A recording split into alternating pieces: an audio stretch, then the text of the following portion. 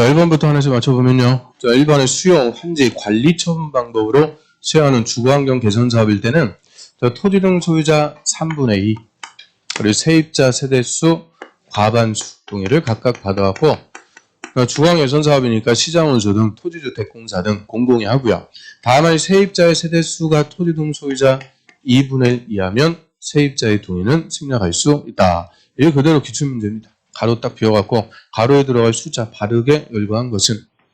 그 다음 2번에 이건 작년 또 기출이죠. 재개발사업 추진위원회가 조합 설립하려면 토지 등 소유자 4분의 3, 토지 면적 2분의 1 이상의 토지 소유자의 동의 각각 받아갖고 시장원수 등에게 조합 설립 인가받고요. 그래서 숫자만 따면 4, 3, 2, 1.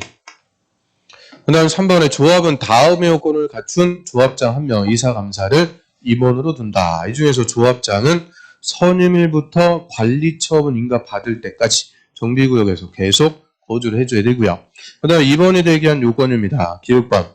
정비구역에 거주하고 있는데 거주기간이 1년 이상 또는 정비구역의 건물이나 토지를 5년 이상 소유하고 있어야 된다. 그래서 1년 이상 거주하고 있든지 5년 이상 토지나 건물을 소유하고 있든지 이 요건을 갖춰야 임원이 될 수가 있고요. 그리고 임원이 자격 요건을 갖추지 않으면 당연 퇴임합니다. 당연 퇴임.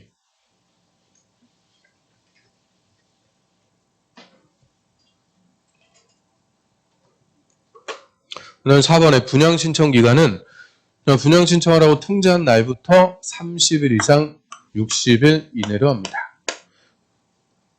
그리고 다만 지정이 없을 때는 20일 연장할 수가 있죠. 그래서 30일 이상 60일 이내 지정이 없으면 20일 연장. 그리고 5번 정비구역의 지정은 준공인가 고시. 다음은 이제 수용 방법일 때 준공인가 고시 공사 끝나면 사업도 끝나죠.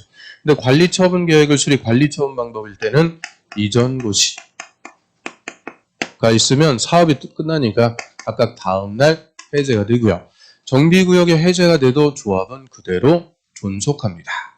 그다음 6번에 시행자는 공사관리의 고시가 있으면 지체 없이 대지 확정 측량부터 하고요.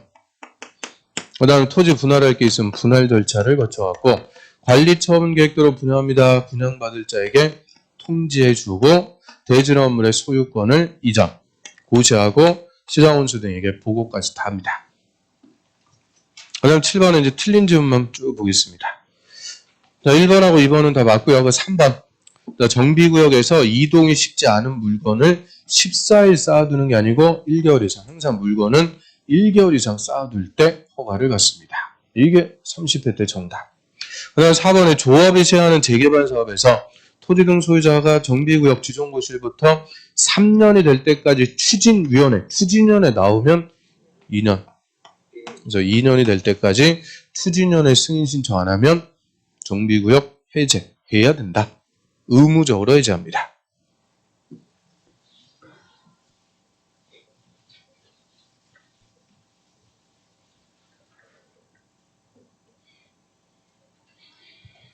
그다음 6번에 재건축 사업은 관리처분 계획에 따라 주택가 부대 분리설 및 오피스텔 건설에서 공급하거나 환지로 공급하는 방법을 한다. 환지. 자, 여기 틀렸죠.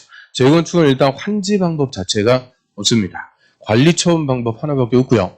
재건축은 관리처분 계획으로 주택뿐만 아니라 오피스텔도 건설해서 공급할 수가 있는데요. 오피스텔은 준주거하고 상업지역에서 전체 건축물 연면적 30% 이하로만 건설할 수가 있죠. 그다음 8번 조합은 조합 설립 인가 후에 총회에서 정관이 정하는 바에 따라 건설회사를 시공자로 선정해야 된다. 정관이 아니고 경쟁입찰입니다. 조합은 조합 설립 인가 후에 총회에서 원칙 경쟁입찰 방법으로 시공자 선정. 다만 조합원이 100명 이하 소규모 사업은 정관이 정하는 바에 따라 선정할 수가 있고요. 원칙은 경쟁입찰. 그다음 10번에 2번이 결격에 해당이 되거나 선임 당시 그에 해당하는 자였음에 판명되면 당연 퇴임. 이거 좋은데요. 퇴임 전의 행위는 효력을 잃는다가 아니고 효력에 영향이 없습니다. 유효. 그래서 퇴임하기 전 행위는 그대로 유효. 상대 방법. 그다음 13번에 관리처분 계획 수립하는 정비사업에서 이전 고시가 있을 때 다음날 정비구역 수용의 해제. 그럼 관리처분 방법은 이전고시가 나면 사업 끝났으니까 다음날 해제. 해제가 되면 조합도 해산된 걸로 본다. 여기 작년 정답 지문. 조합은 그대로 존속합니다. 청산까지 다 마무리한 후에 조합은 해산이 되고요. 14번에 대지넘을 분양받을 자는 이전고시가 있은 날에 소유권 취득하는 게 아니고 다음날. 항상 취득은 다음날. 이전고시 다음날 소유권 취득.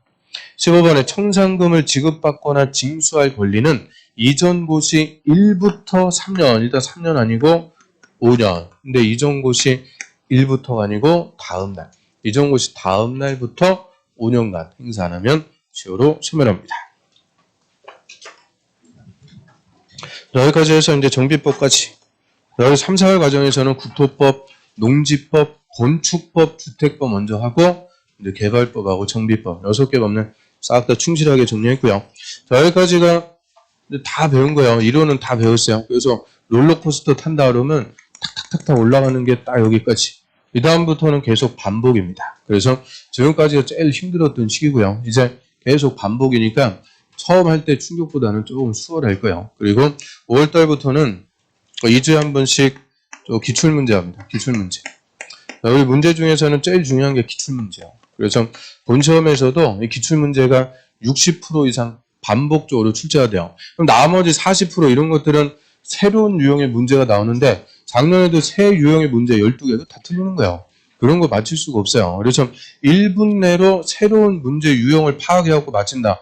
불가능합니다. 그래서 이 새로운 유형의 문제가 중요한 게 아니고 기출문제가 다시 나왔을 때 그거를 실수하지 말고 반드시 맞춰야 돼요. 그래야 공법은 50점, 60점 다 맞을 수가 있고요. 그래서 이 기출문제, 요 이제 중요한 문제들만 선별해갖고 2주 동안 배운 것들 축적해갖고 누적된 문제들 중요한 것만 싹 풀어보는 식으로 여러분들 시험 먼저 보고 그리고 그 자리에서 해설을 통해서 확실하게 기출문제 익히고요. 그 다음에 이제 7, 8월 달부터는 예상 문제입니다. 근데 예상 문제가 중요한 게 아니고 기출문제. 이게 제일 중요한 거니까 하여튼 5, 6월 달에 기출문제도 꼭 참석하셔갖고 다 특강 들으시고요. 자, 여기까지 해서 3, 4월 과정 마치겠습니다. 자, 그동안 고생들 많으셨습니다. 안녕히 계십시오.